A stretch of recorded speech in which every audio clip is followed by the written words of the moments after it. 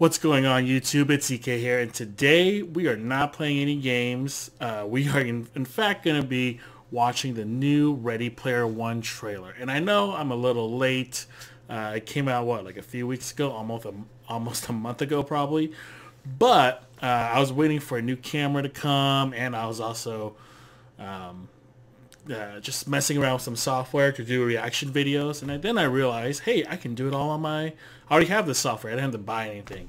So anyways, aside from all that, a little different what we're gonna go through, how we're gonna go through the trailer today. So I'm gonna go through it once and just watch it and just, you know, enjoy for what it is. Then we're gonna go through it a second time, and we're actually gonna be I'm gonna be kind of criticizing a little bit, you know, just kind of breaking it down apart. I'm gonna have a lot of spoilers, so for those of you who haven't read the book, I read the book 3 times, so I'm really excited for this movie to come out, and I'm gonna be pointing out, you know, some discrepancies between the book and the movie itself. Overall, it's gonna be, I'm not gonna give away the ending or anything like that. But I am going to be giving away a lot of the information. So, if you haven't read the book and don't know much about the movie, you might not want to watch that part. So, but I'll let you know once I go through it. So, anyways, let's watch the trailer. My name's Wade Watts. My dad picked that name because it sounded like a superhero's alter ego, like Peter Parker or Bruce Banner. But he died when I was a kid. My mom too. And I ended up here. Nice. Sitting here in my tiny corner of nowhere. There's nowhere left to go.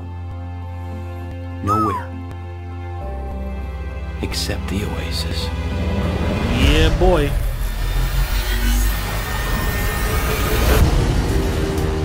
A whole virtual universe. Nice. Not old.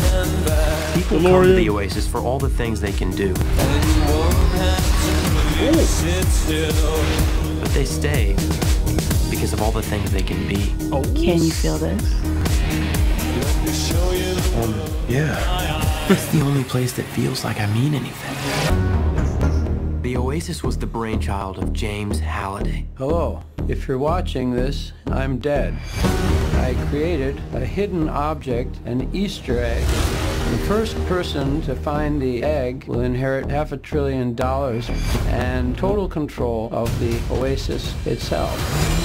Sixers. Who is this Parzival, and how the hell is he winning? Find him. This isn't just a game. I'm talking about actual life and death stuff. The Oasis, the world's most important economic resource. And it's nothing less than a war for control of the future. Oh, damn. Welcome to the rebellion, Wade. Great soundtrack.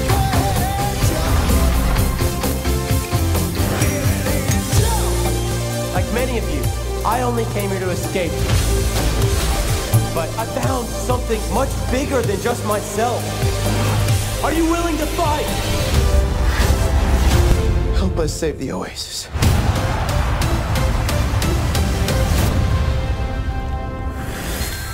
Woo!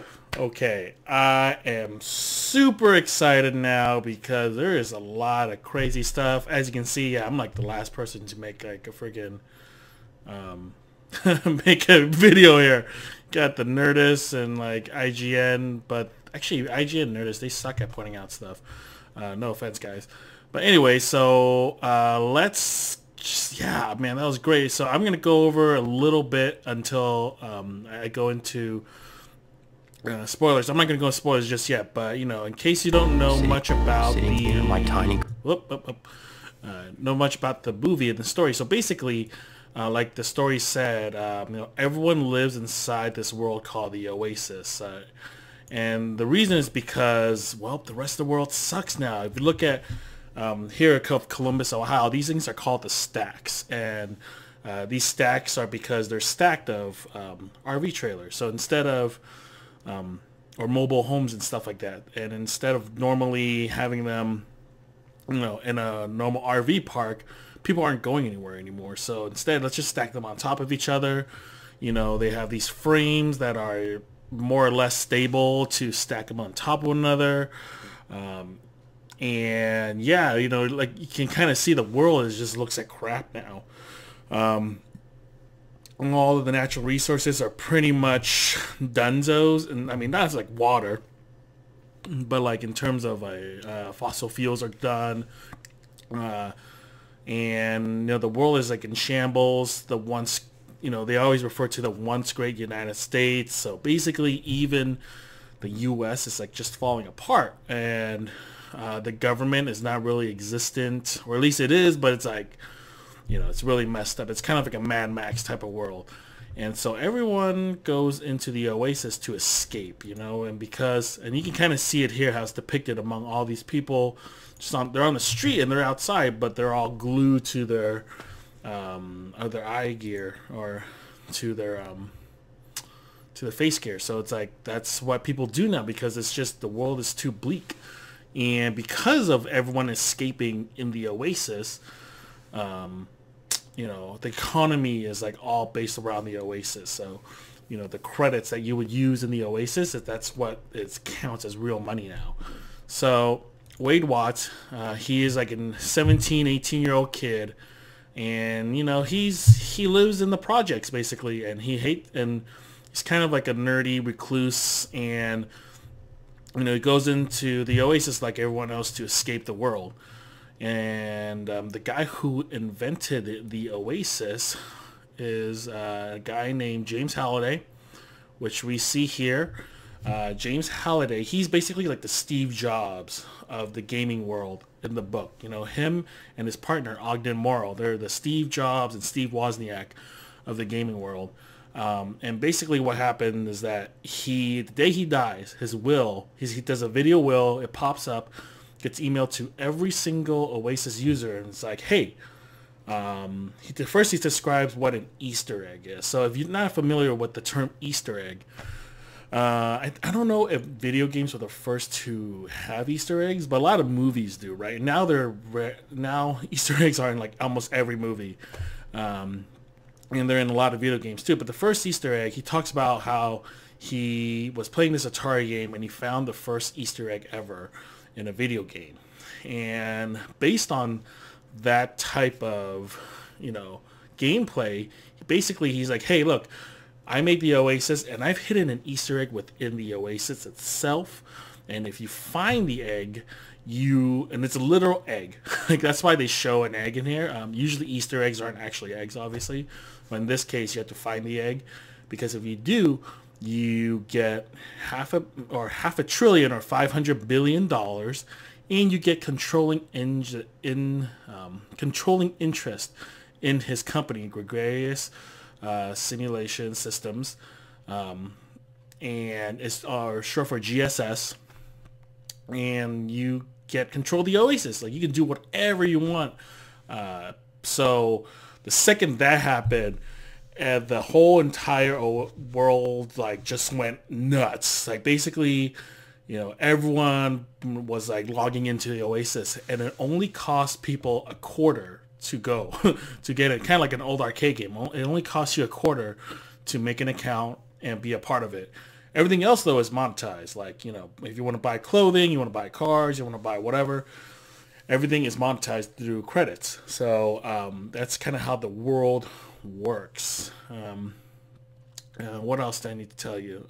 So this is none of this is spoilery. So these hunters, egg hunters, they eventually call themselves Gunters, which is what Wade Watts becomes. His name, his alter ego is Parzival, which is named after the old Knights of the Round Knight who found the Holy Grail. So he is one of the, at first he's kind of a nobody, but then he eventually becomes a somebody, because, you know, he's a part of this hunt and whatnot. So, and throughout the whole movie, you're going to find a lot of 80s memorabilia in a lot of that pop culture because Halliday himself grew up in the 80s, and that was like his era. So pretty much anyone who wanted to find the egg had to get really, really, really well acquainted with the 80s pop culture, because Halliday always wanted his fans to like the same stuff he did. So anything you can think of the 80s is probably going to be in this game, along with a bunch of other stuff.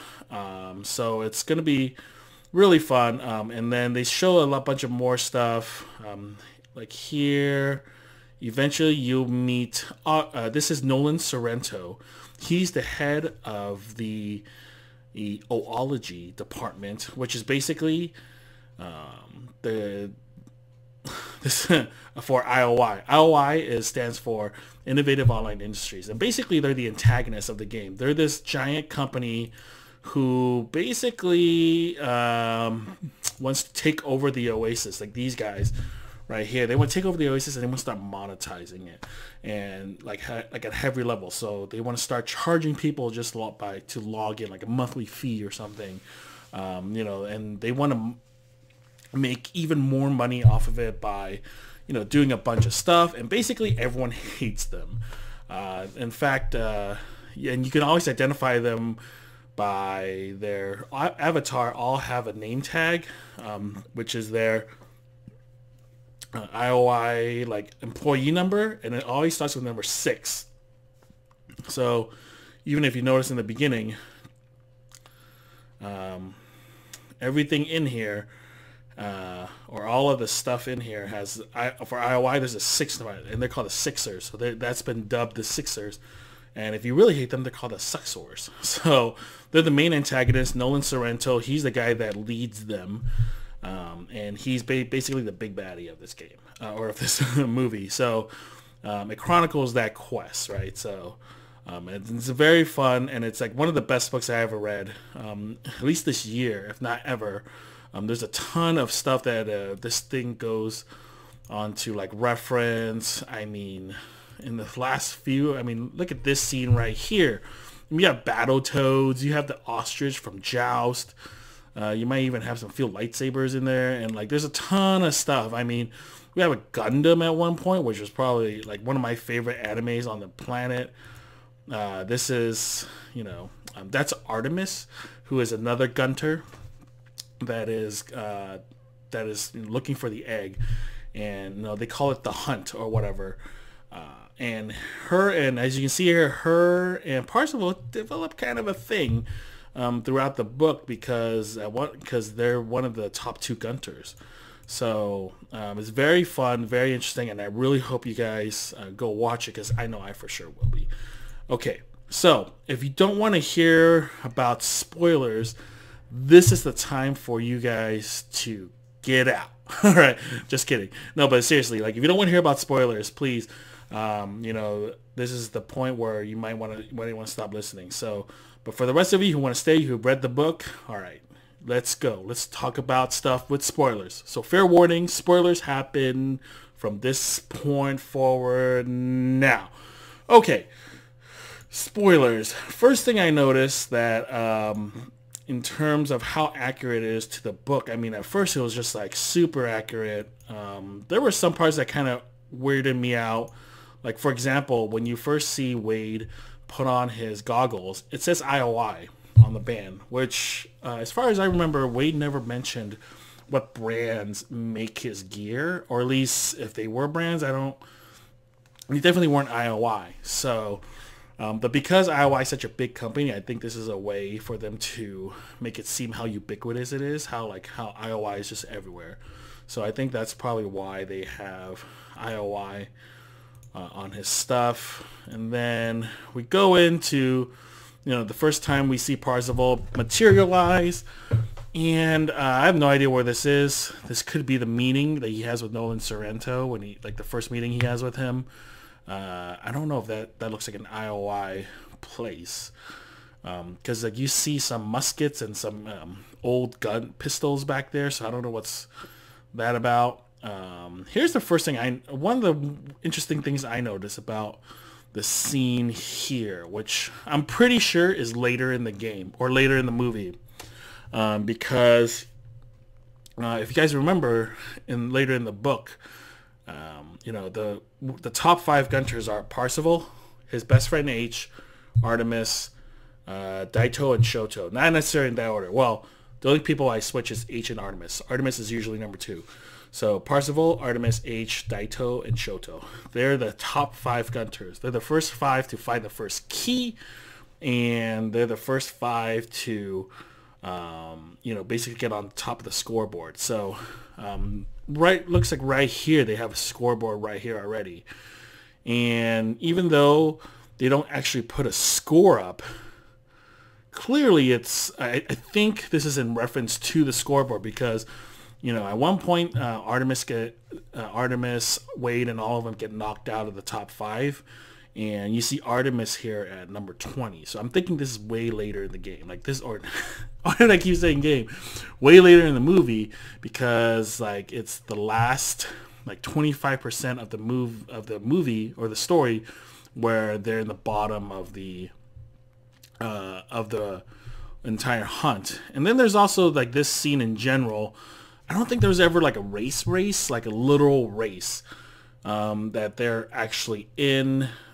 So I'm not exactly sure what this is. I mean, it's kind of nice to see all the stuff like a Speed Racer Mach 5, you know, racing car, the 80s Batman with Batman in there. You know, with the Adam West Batman, you have Ryu right here, you have the A-Team truck van, you have a monster truck, you have the Mad Max car, and then of course you see the DeLorean, Parzival's DeLorean, which, you know, he gets for himself, and he has the license plate say Parzival. Another great part that you see later is that he installs the kit from Knight Rider into the car. So you see the little dashing red LED lights, and inside I think Kit actually talks to him. Here you see Ogden Morrow's party, birthday party, which is kind of cool on Neo Noir. I believe this is supposed to be, people are debating between Deathstroke and Deadpool. I think most people say Deadpool because it looks like he has 2 swords, where Deathstroke only has 1 sword. So I think it's Deadpool. And then they say that's Harley Quinn. I'm guessing it's Domino, because Deadpool has Domino with him, who also looks a little bit like a clown girl. But that does look more like Harley Quinn, I have to say. So who knows? Let's see. We just go further into this party. The first time we see Artemis in this crazy red dress. I'm pretty sure in the book it was blue, but it doesn't really matter. And she looks kind of wild.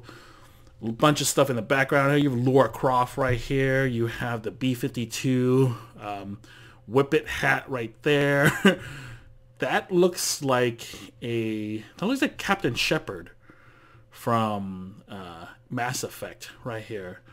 That guy looks like a Kuma, but I don't see the beads, so maybe not be him. But yeah, this thing sucker is just filled with tons of stuff. No idea what the heck that fish thing is, or cat. I don't know.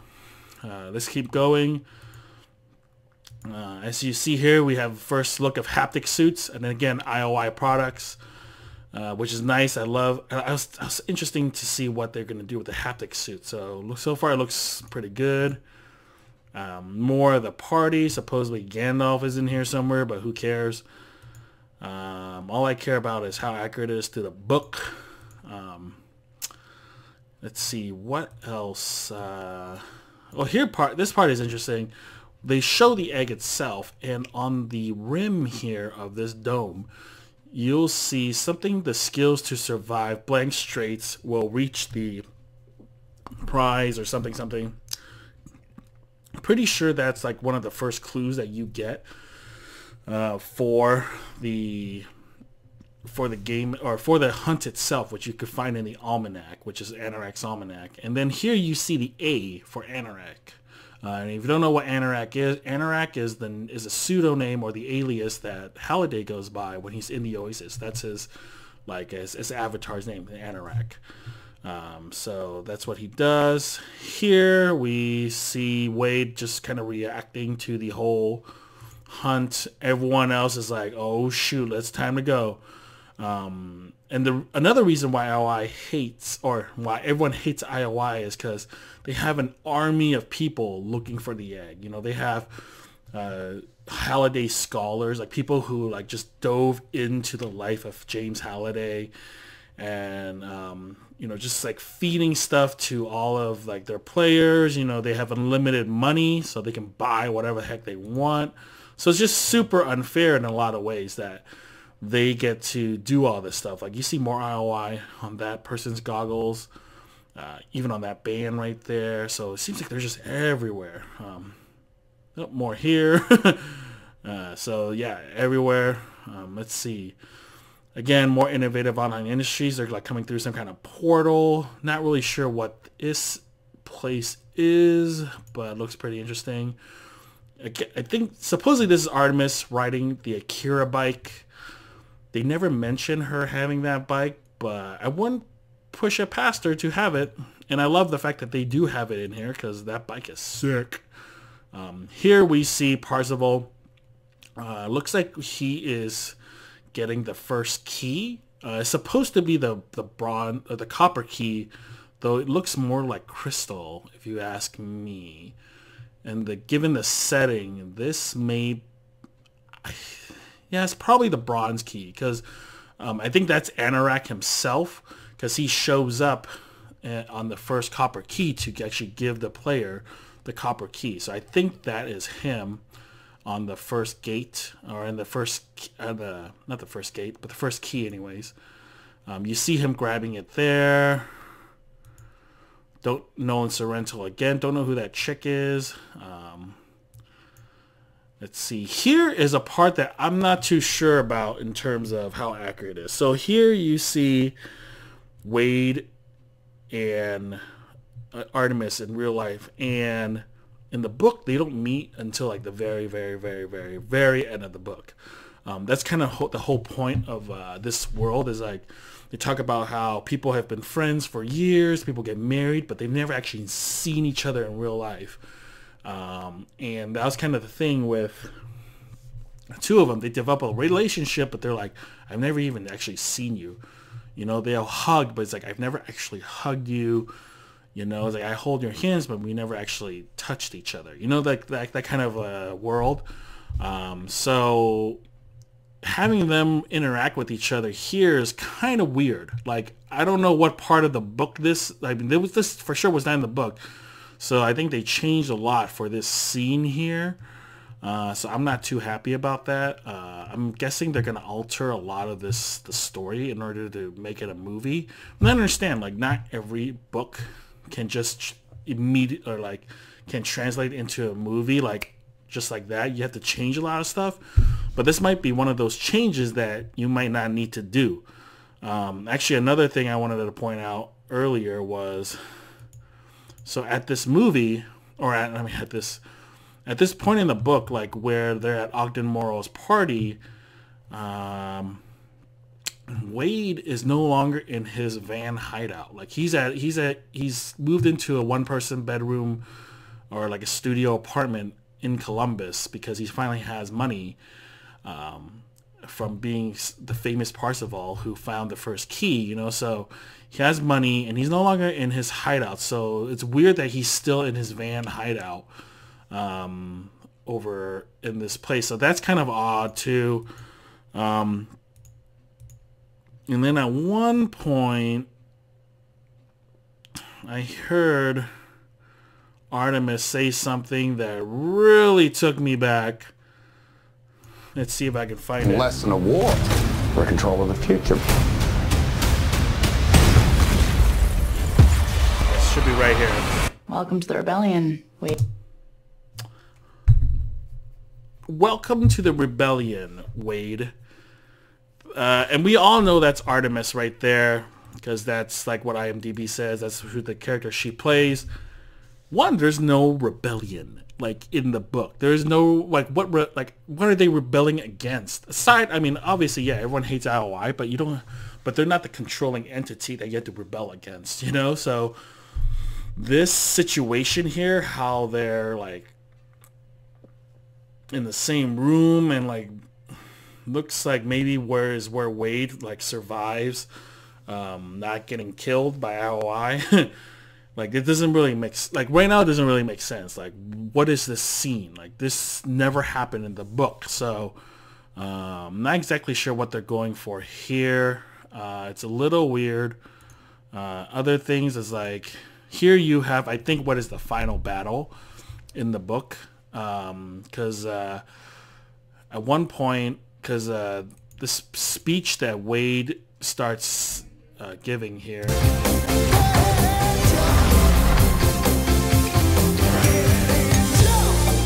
Like many of you, I only came here to escape. But I found something much bigger than just myself. Are you willing to fight? Help us save the Oasis.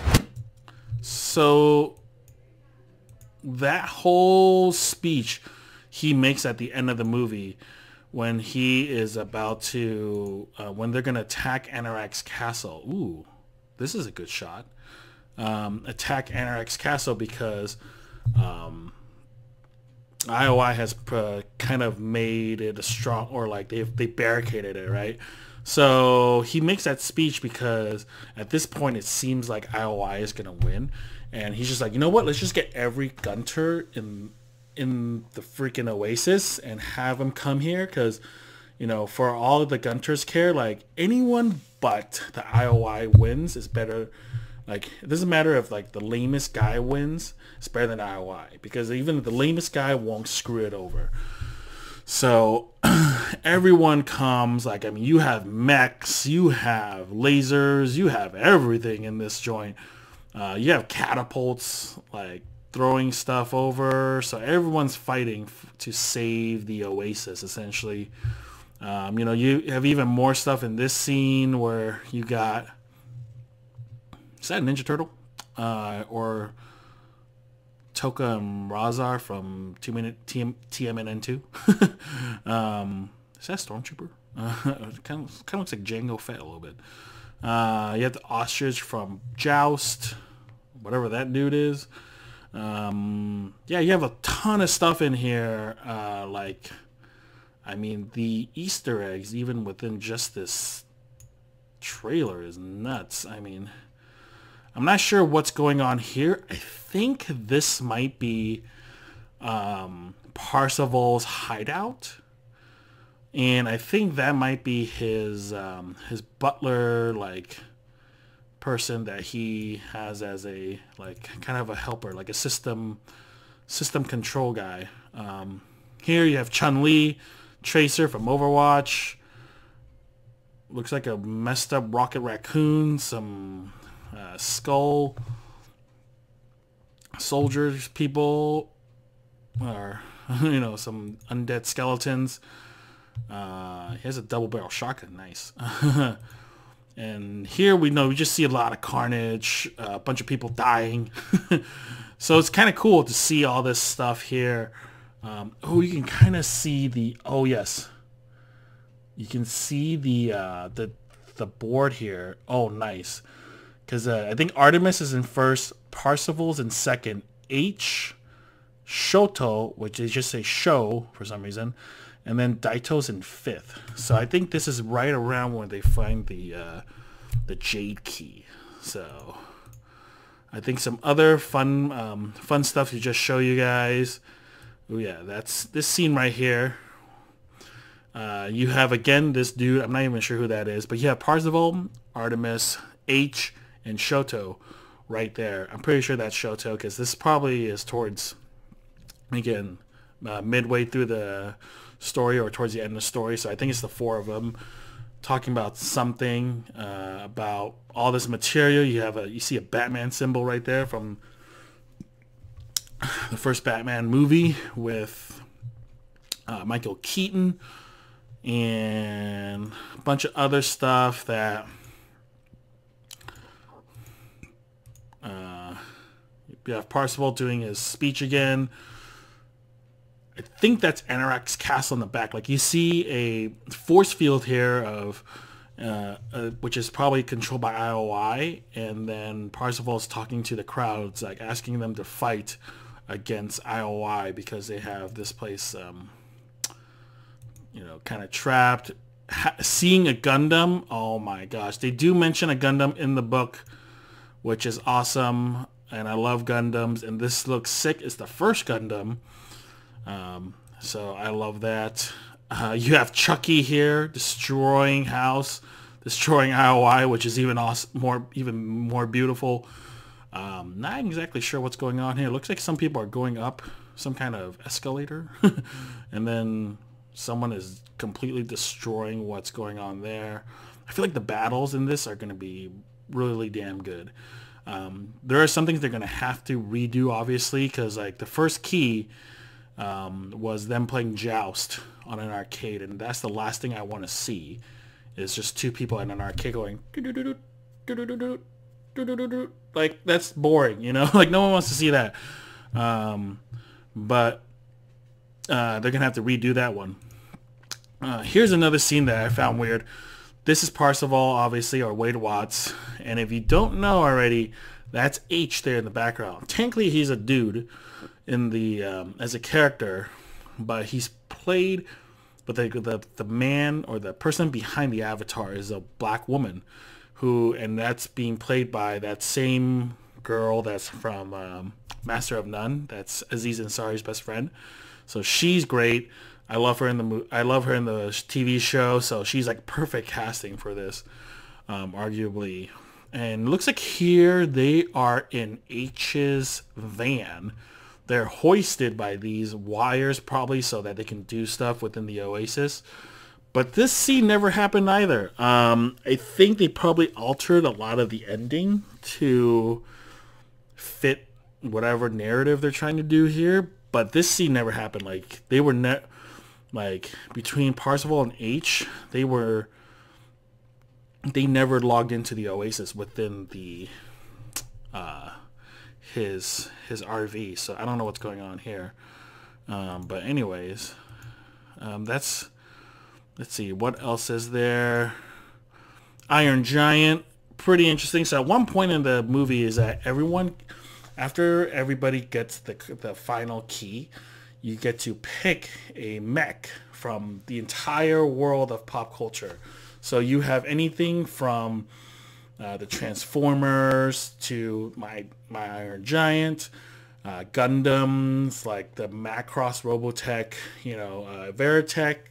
You have, I think you have Power Ranger mechs, right? You have the Ultron, not Ultron. You have the Five Lions that create, Ultron, and all that stuff, right? All these mechs from like every single like TV show, anime, movie that they've ever seen. However, they only mention My Giant. He's actually not really a part of this, but I'm guessing the reason they choose My Iron Giant in this last scene is probably because that's what Americans know. Because Parzival, he picks a different one, assuming if Parzival is in that one, but it's not going to be it's from a Japanese version of Spider-Man called Spider-Man. So no one's going to know what the heck that is over here. So that's probably why they choose My Iron Giant, so that's more recognizable. But yeah, that's a lot of stuff that they're changing. But either way, I'm still super excited for this movie. I really can't wait for it to come out. It's coming out in March, which is right around my birthday. So yes, it's going to be the first thing I watch that month. So I'm really excited. Hope you guys are too. Thank you guys for watching. If you have seen or if you have read the book, please let me know what else you noticed that looks different from the book down in the comments. Please like and subscribe for more content. Thank you guys.